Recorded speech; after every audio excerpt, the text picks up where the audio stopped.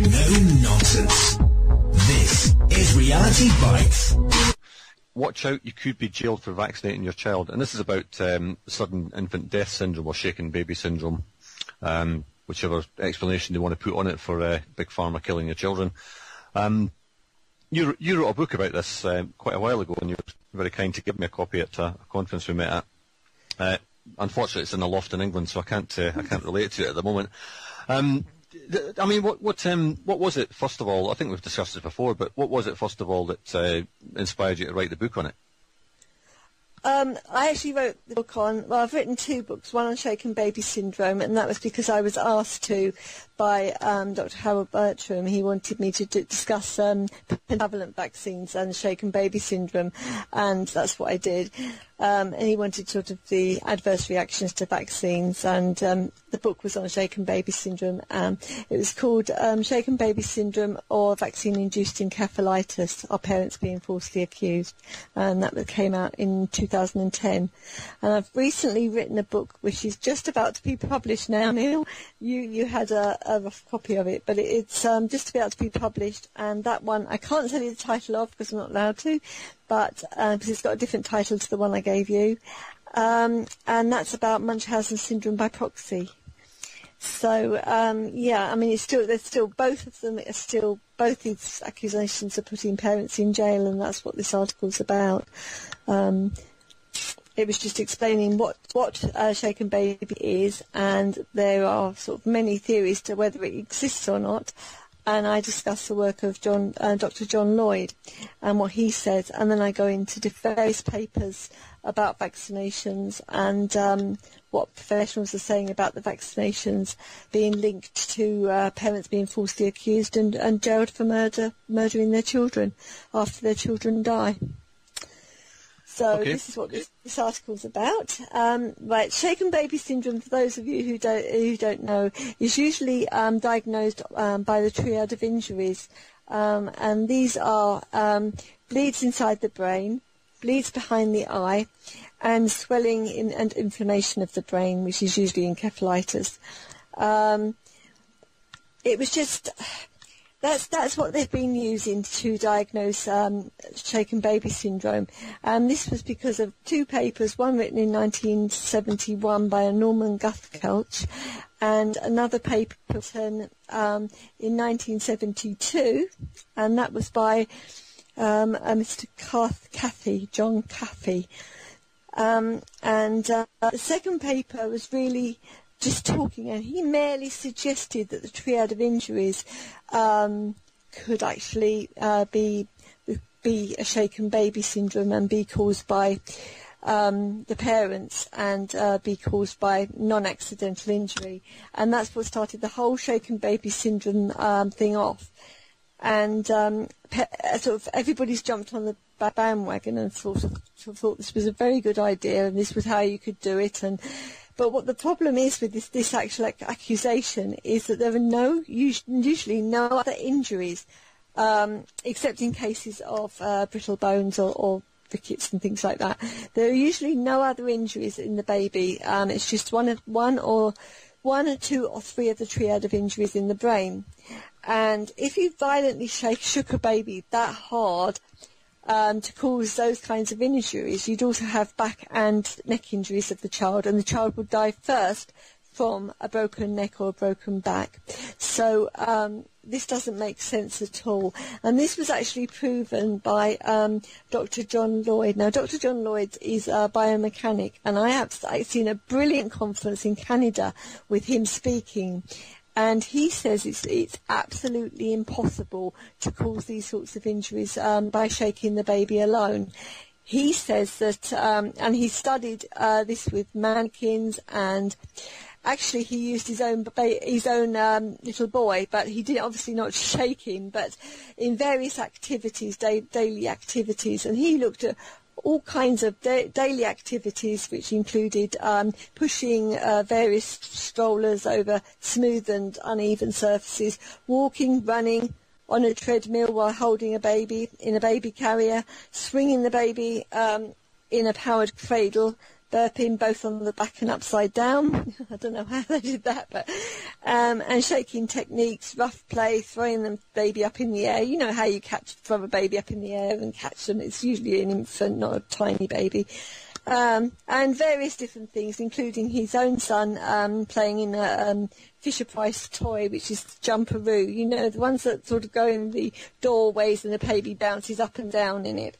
And all these injuries, when measured, all of them to be that these did not cause any of these kinds of injuries. So this is quite an important paper I wrote here because I explained it all in detail.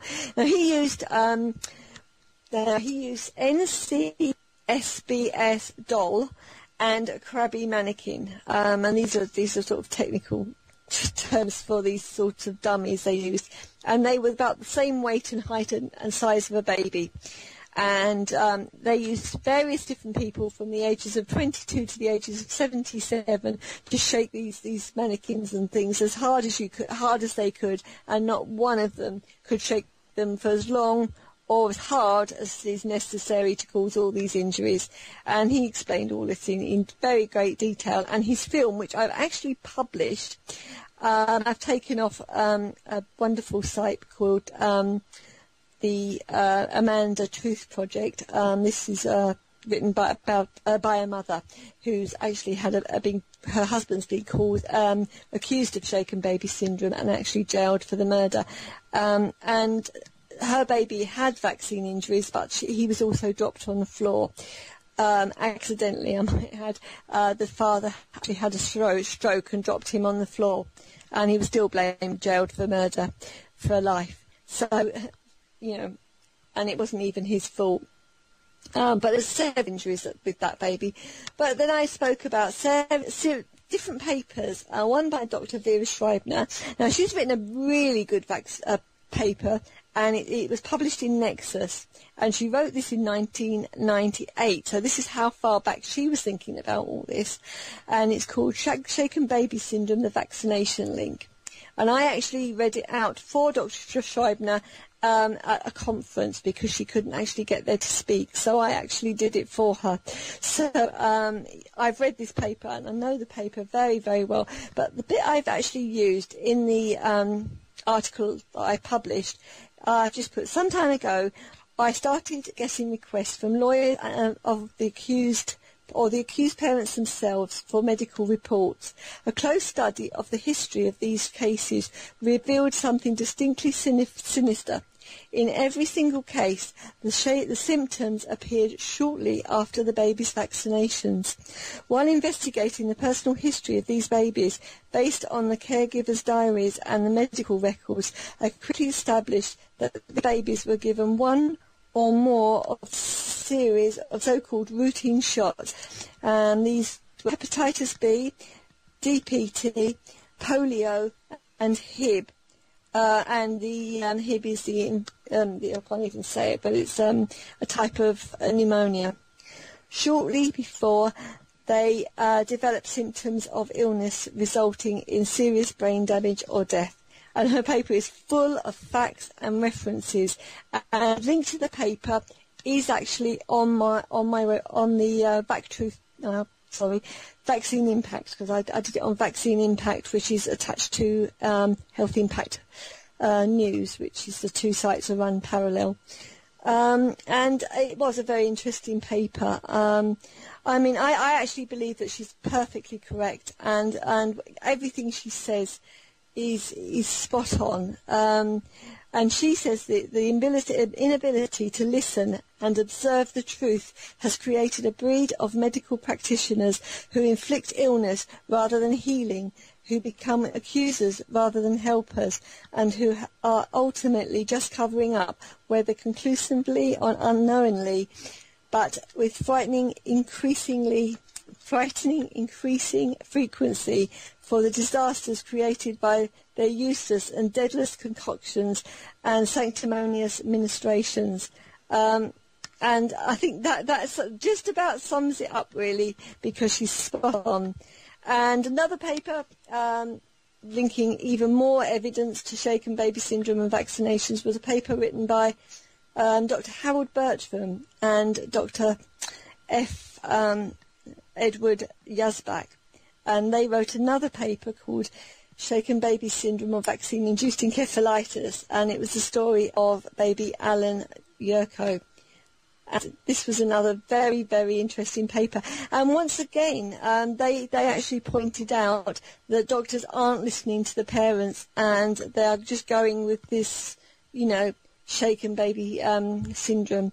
And they just look at the triad and immediately say that the parents have injured the children without even going into the genetics, without going into the history of before, without checking all the reports. And I've seen this time and time again. I actually know 4 parents personally who are in prison at the moment, and 2 of which I'm working with professionals to get them an appeal. 1, we've actually done that. We've actually managed to get them an appeal.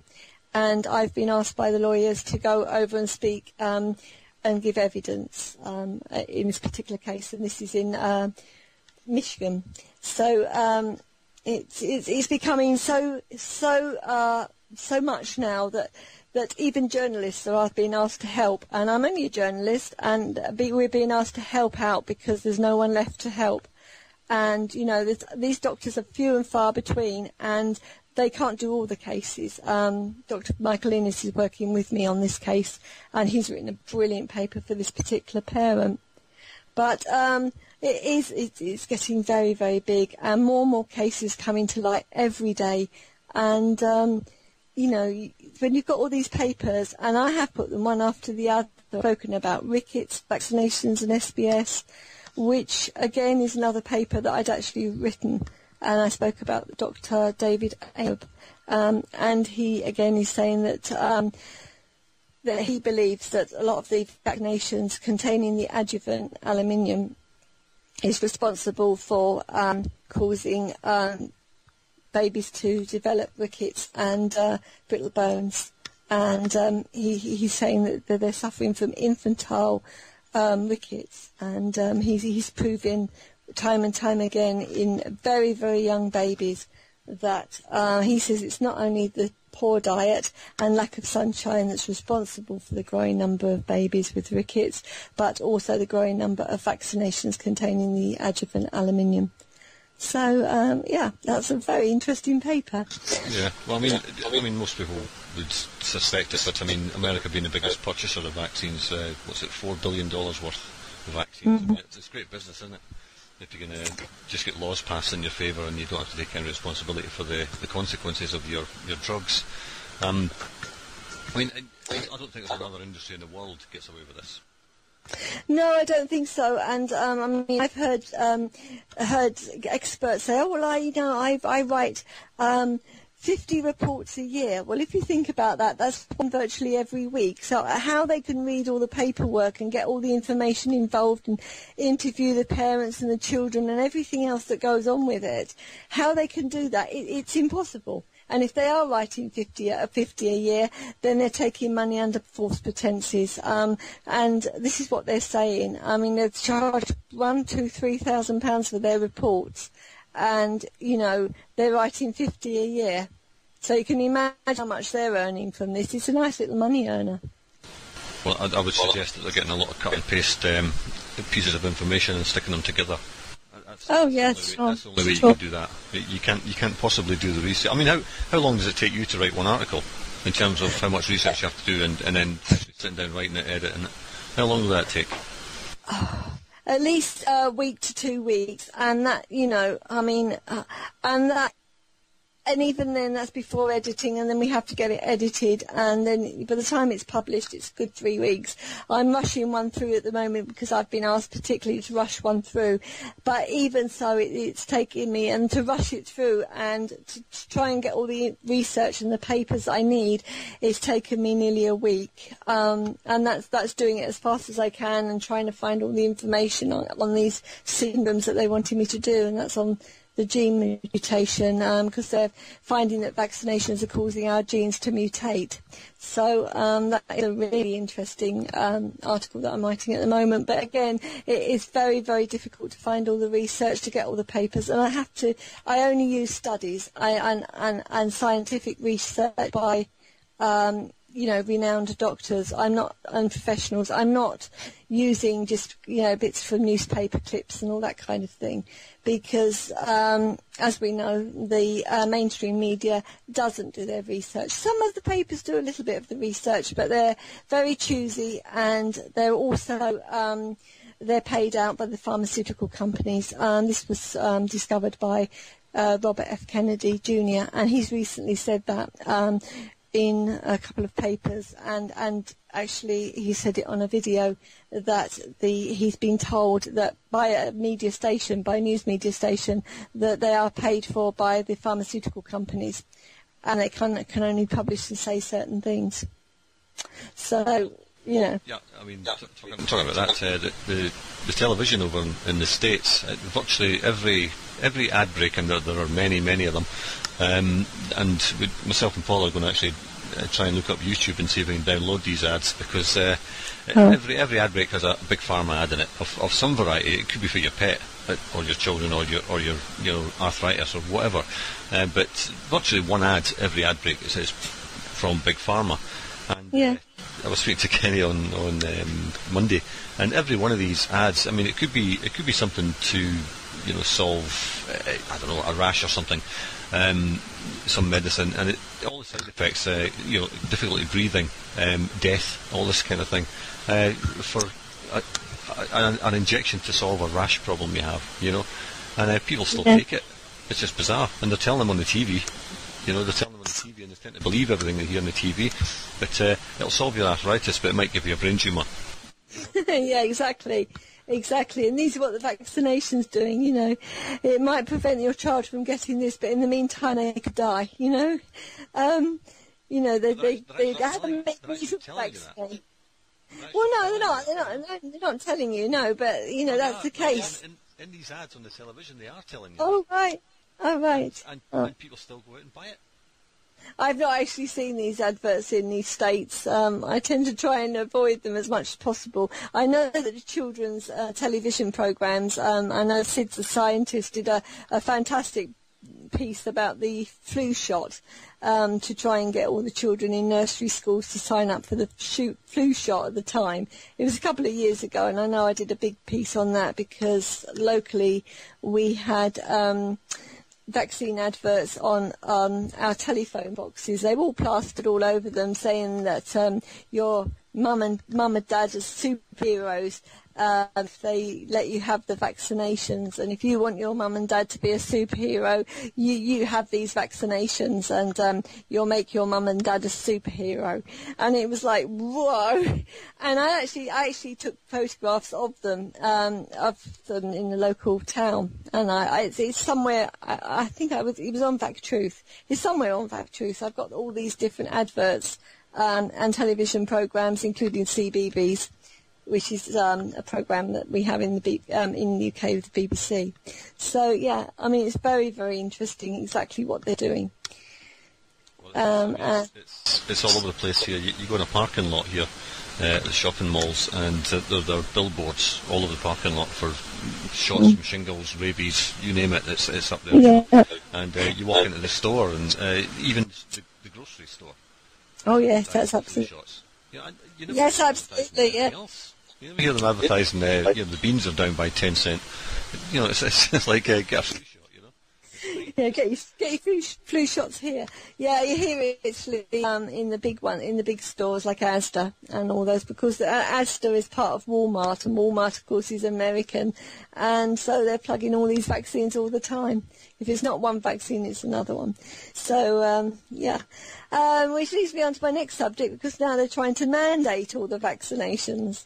They're not getting enough people taking them up, so they're mandating them.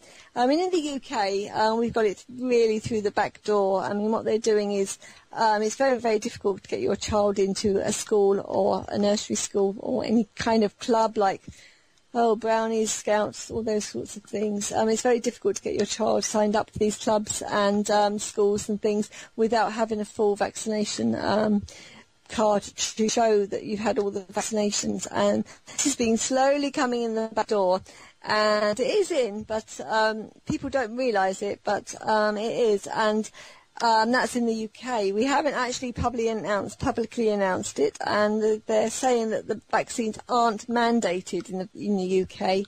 However, it's very, very difficult to get your child into a nursery school. I know the local schools around here where I live, and I live on the south coast, it's virtually impossible to get them in any of them without having full vaccinations. So it's been done through the back door. Whereas other countries, let me have a look, because I've been talking about world governments. That one. Yeah, world governments adopt the vaccinate your child else policy. That one I did on the Liberty Beacon. Yes, I wrote about this because I've been researching who's mandating the vaccinations, because we're really sort of concentrating on USA because of their mandating vaccinations in California at the moment with the SB 277 bill. After extensive research, I found that various governments were also doing this, including the US, Australia, and I know Canada has as well, Israel, Belgium, Hungary, Serbia, Slovenia, Croatia, Poland, Czechoslovakia, and Bulgaria. Now, they've all got one or more vaccinations that are actually mandatory currently. In the US, they're bringing in this bill that children cannot get any form of education whatsoever. It's actually going through Parliament that they can't get any kind of vaccination any kind of education whatsoever without being fully vaccinated. And in other countries like Australia, they are stopping parents getting any kind of benefits if they haven't got their child vaccinated. And this means that the parent won't be able to get any form of government support. So if they are on our equivalent is income support. If they're on that kind of benefit, then they will not receive it if their child hasn't been fully vaccinated. They won't get child benefit. They won't get any kind of medical insurance, anything like that, if their child hasn't been fully vaccinated. And this has already been brought out in Australia. In other countries, they're doing very similar. It's no pay.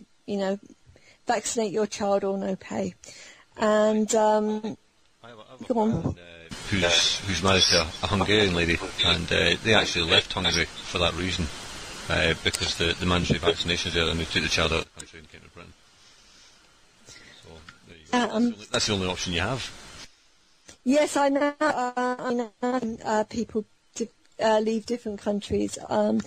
One doctor I know, Dr. Jane Donegan, she left UK because they were doing more mandatory vaccinations, and she moved to France for quite a time, so that her children didn't have to be vaccinated.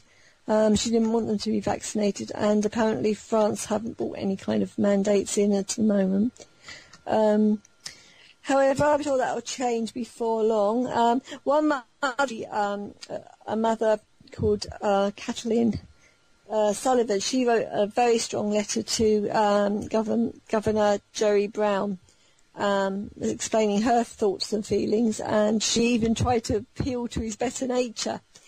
And, she sort of says, I can't remember, she said sort of very, very things like, I know you're a highly educated and thoughtful man. Please think again about this. Again, I truly appreciate you taking the time to write me on behalf of this issue and welcome any responses.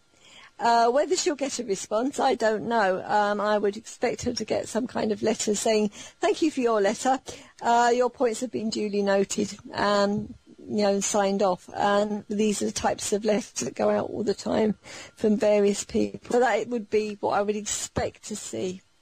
The Californian Coalition for Health Choice, they wrote a letter to the Governor, and they said, we urge you to withhold your support of the SB 277 and the SB 792.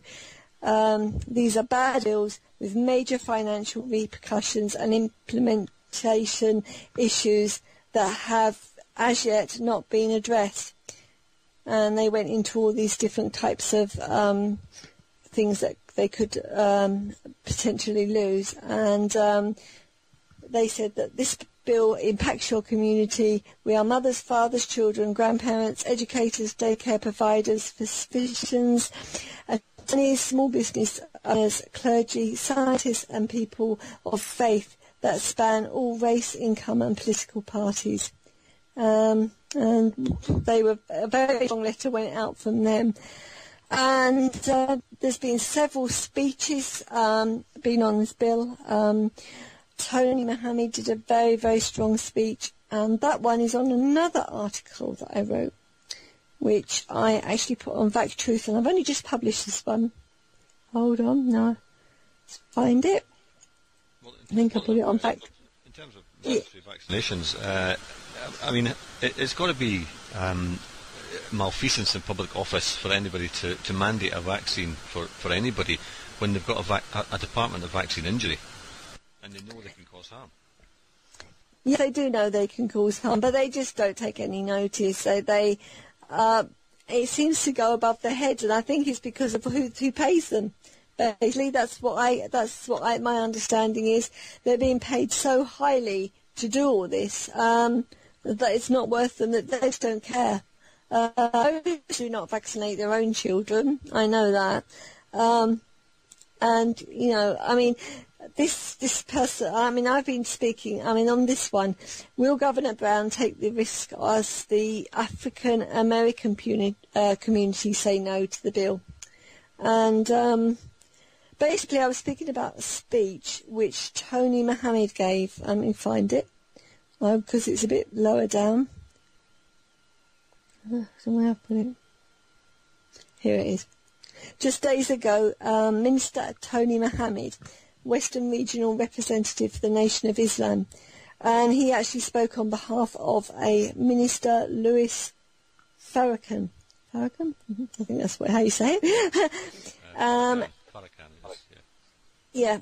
Speaking on behalf of the African American community, he stated, "This bill has now come to the attention of the black community.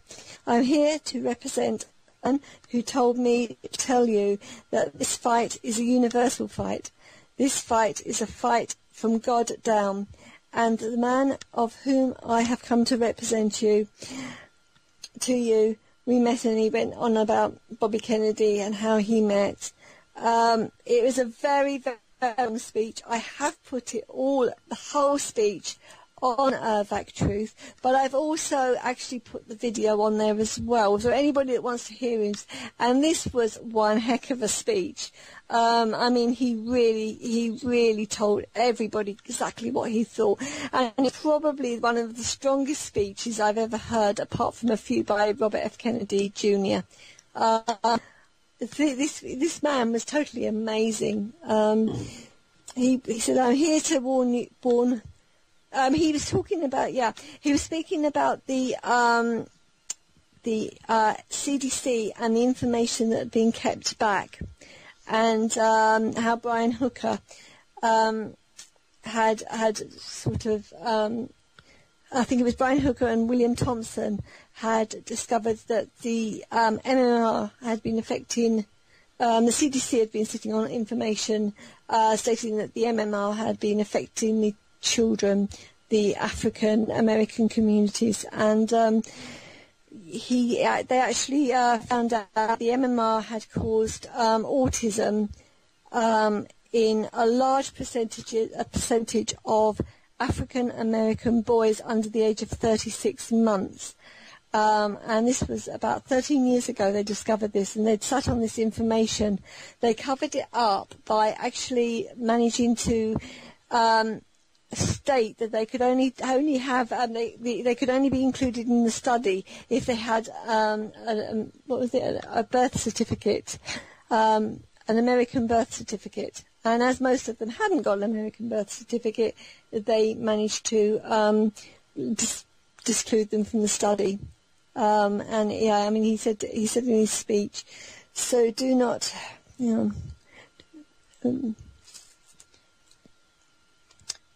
Yeah, he was just sort of saying, and we will stand in front of the CDC and ask them. We must hear from Dr. Thompson on his findings. This was again in a particular speech. He was threatening to, if the bill was going to go forward, to take his people and his followers and stand in front of the CDC and wanted, them to, get William Thompson to speak up. So it was very, very interesting, and it's very, very long and very, very detailed. So anybody that wants to hear that, it's well worth going onto Fact Truth, looking at this article and reading up on this particular speech. There's been a couple of speeches, and there was more strong words from Lewis. What's the hell? I've lost it. The Lewis phone. He did another speech about William Thompson, and I haven't put his speech up, but I have given a link to it.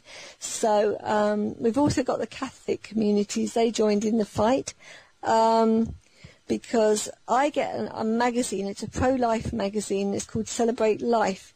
And I noticed a really good article discussing vaccinations and fetal DNA and exemptions. And they were talking about the SB 277 bill and saying, that the Catholics don't believe in vaccination. They don't believe in abortions. And why should they have the vaccinations that include fetal material in the vaccinations? Then why should they be forced to have these and have no choice? And there should be religious exemptions. So that article is a very, very good article. There is a link to it on the internet, and I've given a reference 6 to that, and there is a link to it at the bottom of in my references. So anybody that wants to read that in full, it's very, very good. Of course, the Catholic community can be concerned about vaccines on the issue of the fact that they cause abortions as well. Yes, right. They can, because the flu vaccine, of course, as you know, caused an awful lot of women to lose their babies. And I think the percentage went up. And I don't know how they worked it all out, but I did actually write an article on it. But they worked it out to 47,500% it went up. So it was an awful big percentage of people that lost babies in the year after they'd had the flu vaccine. And that's another article. It's on Fact Truth, so anybody wants to go into that, look up spontaneous abortions, flu vaccines, and you'll find it, I'm sure. Well, in terms of the black community, as it's called, this guy had obviously done some research, because he mentions Tuskegee, and that experiment where they gave the I think it was, I can't remember how, was it 40 black men syphilis, and just watching. Oh, he did mention that, yes. Yeah, he mentioned that as well. People like that do know, they've got the information, and whether he's just saying this to get votes or not, who knows? But if he is just saying it to get votes, then he's a disgusting individual. And if he's not, then he should take it all away and actually, legally challenge the CDC in some way, because they're liars. Yeah, absolutely. He should illegally challenge them. These people have got to be held accountable for their actions, and the CDC have never been held accountable for this. And maybe if this information had been made public, less people would have taken the MMR, which is probably why they didn't make it public. Less people would have had the MMR, and less people would be suffering from autism now, because they actually proved it in these documents that these African American children had actually got autism from the MMR. So this was we were the first to actually make that public, and that was on the Liberty Beacon, and we made it public. Roger Langley actually had William Thompson speaking on the radio, on a radio show, and that was a very, very good radio show, and he had everybody, including Andrew Wakefield, on that show. So, yeah, I mean, we were the first ones to make that all public, because it was Andrew Wakefield that had a lot to do with all that, and finding that out. So, yeah, I mean, we've got to thank people like Roger and Lee for doing these things and making this public, and making it public knowledge. Also, The Age of Autism did a very good job on it as well. They did a very good piece on that particular issue. And when you think, you know, they actually found out that a large percentage of children, of African-American boys under the age of 36 months that had the MMR actually had, you know, got autism as a result. So this was huge. And yet it was all closed up and hidden up, and William Thompson still managing to work for the CDC. Even though he whistleblowed, yeah.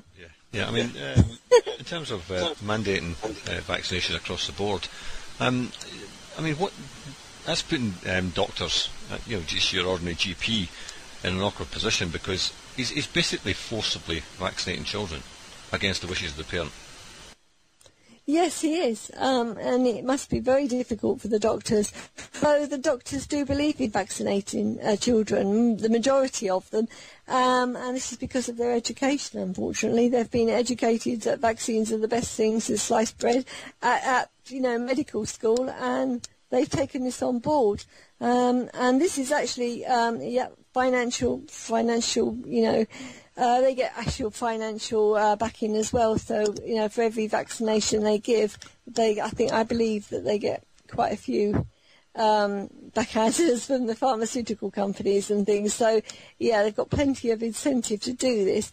However, this became very obvious to me because we've got a young nurse that's actually moved in next door, and she's in training, and she listened to a radio show that I was on with Dr. Nagari, discussing the vaccinations in Kenya and the tetanus vaccines, making the girls, sterilising the girls in Kenya with the HCG hormone that was included in the vaccines. And again, I managed to speak to Dr. Nagari and do a show with him, and that was a very strong show. That was again with Roger Lanley. And, you know, where he actually said that it was eugenics and genocide, and he actually admitted this, and he said that the WHO, World Health Organization, actually covered up and wouldn't let them have the vaccines at all for testing, and they actually went as far as to get police guards where the vaccines were, so that they couldn't get in to get any of the vaccinations for testing. And that's how far the World Health Organization went to hide the fact that they were including the HCG hormone, which was making the girls sterile. Because when you put the HCG hormone, which is a natural hormone that the women produce during pregnancy, when you actually put that with the tetanus toxoid and combine them, the two of them in a vaccine, they actually cause the women to have spontaneous abortions any time that they get pregnant. So virtually it sterilises them for life. That's it. And these vaccines were only being given to girls aged 14 to 49. I mean, anybody can get tetanus, but this was the only group that were being vaccinated with this particular tetanus vaccine. So they didn't give them to boys, did they? No, never at all. Or babies. It was just the women during the years where they could actually produce children. Yeah.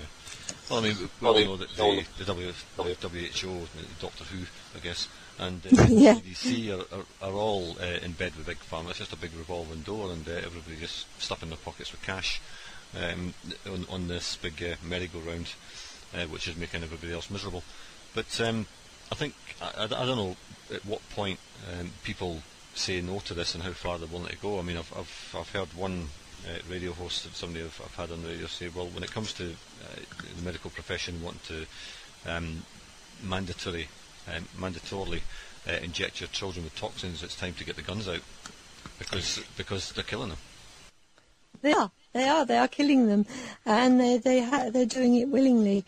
And this, you know, I mean, if we have any other procedure whatsoever, anything, even if we take a headache tablet, we can read the information on the tablet. We know what side effects the tablets cause. We know exactly what we're taking and why we're taking it and what the effects are if we take them.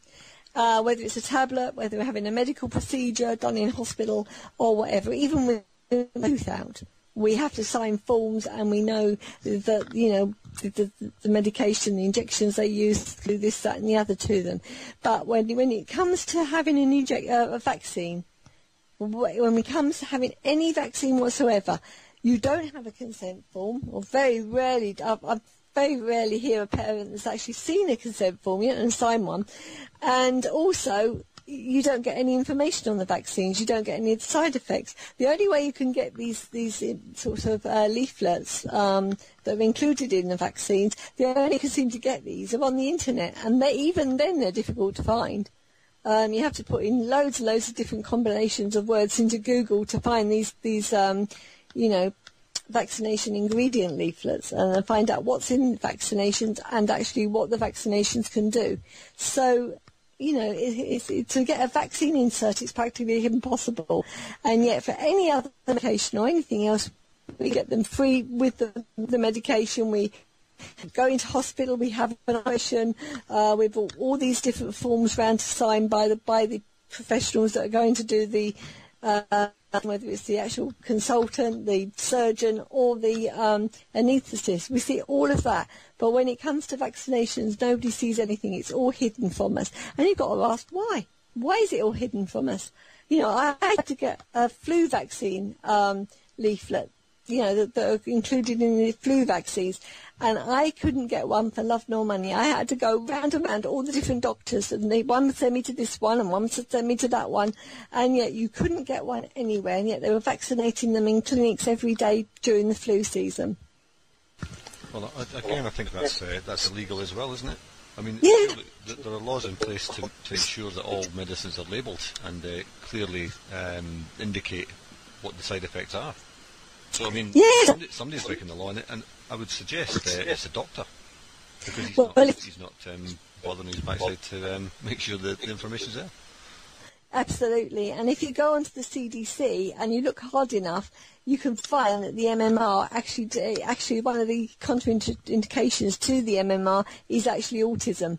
It is hard to find, but it's there on the CDC website. Yeah, and some of them actually mention death. I'd that's right. That's there as well. Yeah. Why would you inject your young daughter or boys these days, I guess, who have a cervix by some bizarre method and HPV, when it says in that one that it can kill you? Oh yeah, and it fits and everything else. Yeah, I mean, if people get that in front of them, they ain't going to take it on the off chance that their daughter may, perhaps, on some rare occasion, get cervical cancer. Oh yes, that's right. They can get cancer from it, because it's never been tested to see whether it causes cancer. Well, and yet they tell us it prevents it. But it absolutely prevents it. They don't know, no. No. Well, as you say, they never tested it. And that was my first question to a doctor in Ireland who was also a TD, an MP over there, and who'd been driving up the wrong side of the motorway, very much over the legal limit for drinking, and call me dangerous for actually talking about it on the radio when I pointed out that he didn't seem to know much about anything, just what he'd read in books. And then he had a go at me saying, and what are your qualifications? I said, well, I'm well qualified to read the same books as you are and understand them. Yeah. That's it. I mean, people have asked me, where's your qualifications? Well, I just do the research from books and things, and I put it out to the public. I'm only giving you facts and figures that are on the internet anyway, and that you can find. And if they're not on the internet, you can go and get them under freedom of information. And that's how I get my research. I don't need to be. I'm qualified as a journalist, fully qualified journalist, so I don't need to worry. I'm qualified to put the information out there. I'm qualified to tell the news and tell people what is around. And this is news because nobody knows about it, so it's news. So there you go. Well, basically the facts are the facts, and they stand up for themselves. If the CDC or the WHO wants to start telling packs of lies, then they're going to get caught out, and they have been caught out on a number of occasions, and they keep getting caught out. And down to people like yourself and others who put this information out, it's the only way that the general public are going to ever hear about this stuff. And if they start looking towards politicians to do them favours and put in some kind of exemptions for them for vaccines, well, somewhere down the road those exemptions won't exist anymore, like they're trying to do down here in Florida. They're trying to get rid of the religious exemptions, etc. The only exemption you can get is a medical one, and that's the only reason why the autistic lad upstairs doesn't get injections anymore, because he's already been damaged. That's right, yes. I mean, it's just, one country after another is choosing to look at mandated vaccinations, and they are mandating all the vaccinations, so soon we won't have a choice. And, we've got to stand up for our rights now, because, we've got to have a choice. Surely we've got a choice whether we put a poisonous substance in our body or not. We would have the choice whether we were going to drink cyanide or not, wouldn't we? So, what's the difference? It's illegal to commit suicide. Yes. If it's illegal to commit suicide and you're being mandated to take a toxic substance which could potentially kill you, you're trying not to break the law by not killing yourself. This is it.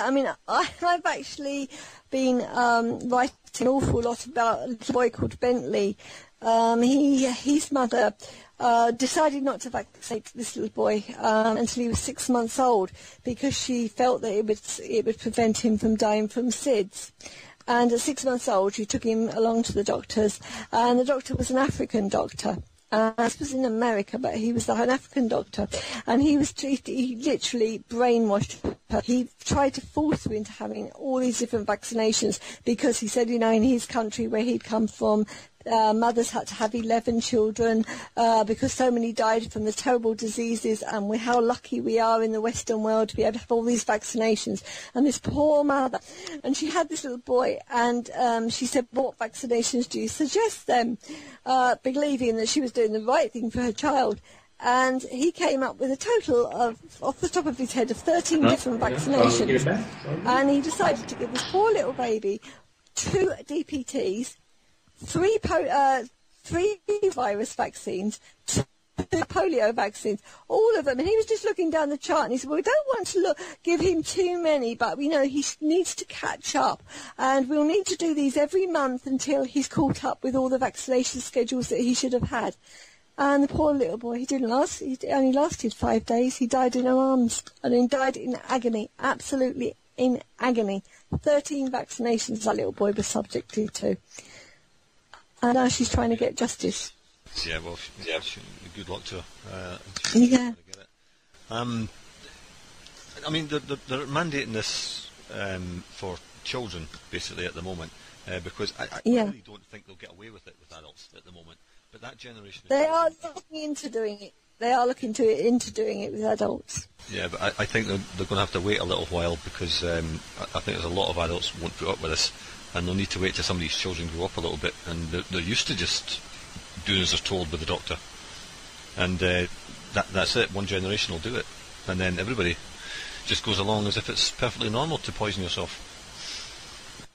Yeah, I think that's probably the way we're going, what we're going towards, because the children are getting so damaged now. We've got so many children with autism and ADHD and, well, just about every disorder that going these days.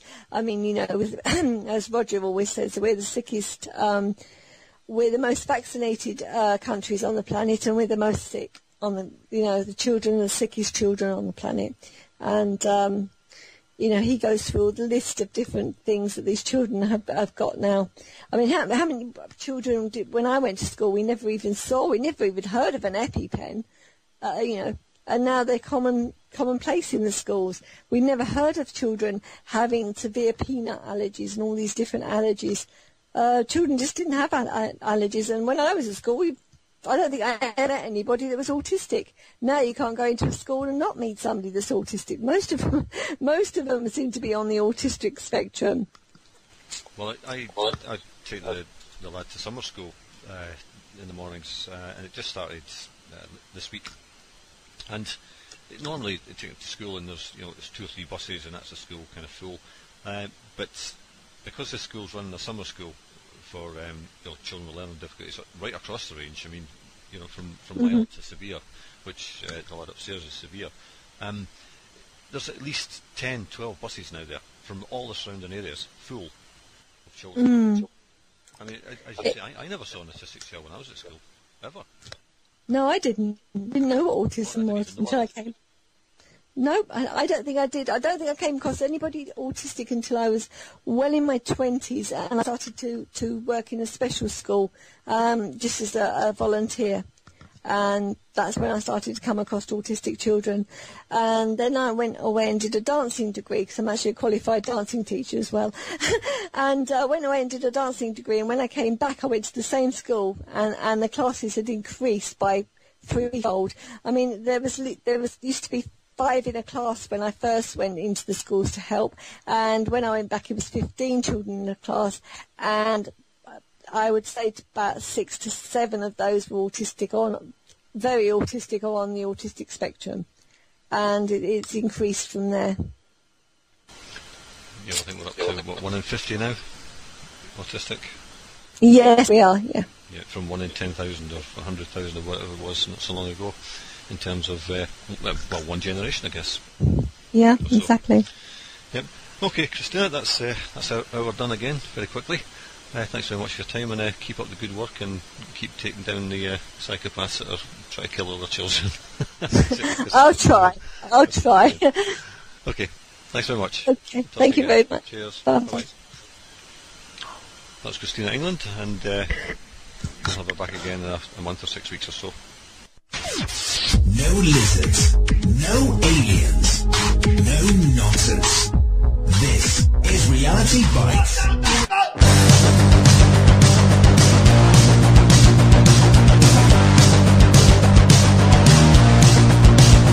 You are listening to UCY.TV. Why don't you stick around for more awesome radio? Welcome everyone, this is Dr. Mercola, and today we are joined by Vicki DeBold, who is the NVIC's Volunteer Director of Research and Patient Safety. Professionally, she's trained as a critical care and home health care nurse and has more than 30 years' experience. She also holds a doctorate in nursing and public health. She also just finished serving 4 years as a consumer member of the FDA Vaccines and Related Biological Products Advisory Committee, where GMO vaccines were a topic of conversation during several meetings. All right, so you've served on this FDA committee for the GMO vaccines. I'm wondering if you could expand on just exactly what a GMO vaccine is, give us a little background on how you first became interested in this, and enlighten us about this emerging topic. Well, there are a number of different genetically modified or genetically engineered vaccines out there. Some of them are quote-unquote naked DNA, where just a piece of the DNA of the organism that causes disease is introduced into the body. And then they range from different types of DNA vaccines to what's known as recombinant DNA vaccines, where the DNA of the pathogen is spliced onto the DNA of another organism, which is then grown in yet cell culture, so that the DNA issues that we're dealing with can be quite complex. So there's a lot of variation and variety in the new technologies that are being used. And is there any danger inherent to this whole process of creating these new DNA vaccines? Well, I think there's a lot of danger because we don't know what portion of the DNA can be incorporated into our own genome. We don't know what portion could be heritable to our children. We also don't know what happens when the immune system is exposed to DNA that has been recombined in lots of ways that the human body through the course of time has never had any exposure to. What diseases of the immune system may occur because of these exposures. Is there, from your perspective, is there any risk or danger of these genetically engineered foods or vaccines to human health from what you've seen and reviewed in the literature? Dr. McCullough, I think that there are risks to human health that have not yet been understood, and they come from issues related to the DNA of the pathogenic virus. It comes from the DNA that the virus may be spliced onto. In the case of flu vaccine, it's spliced onto something called baculovirus, and in the case of hepatitis B vaccine, it's spliced onto yeast. It comes from the cell cultures that are used to grow the vaccines. The new flu vaccines will be grown in armyworm cells.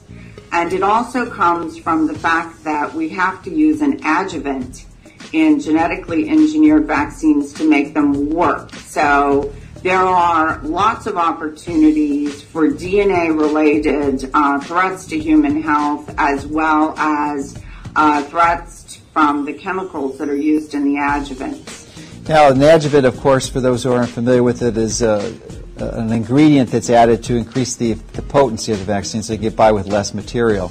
And typically these adjuvants are potentially even more harmful than the genetic material themselves.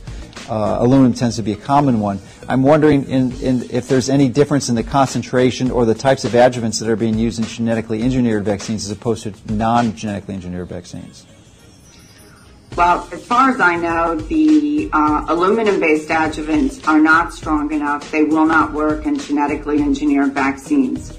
So they are moving to oil-based vaccines, which include, or oil-based adjuvants, which include squalene. And there are a host of other adjuvants that are in experimental trials now, and they can be made from all sorts of materials.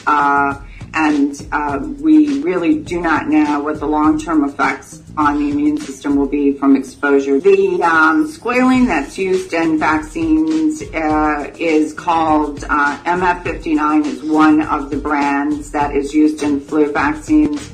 There are a lot of questions about the extent to which MF59 and other squalene-based adjuvants are the cause of autoimmune illnesses, but I'm not so sure that the biggest risk to using genetically engineered vaccines will come from the adjuvant.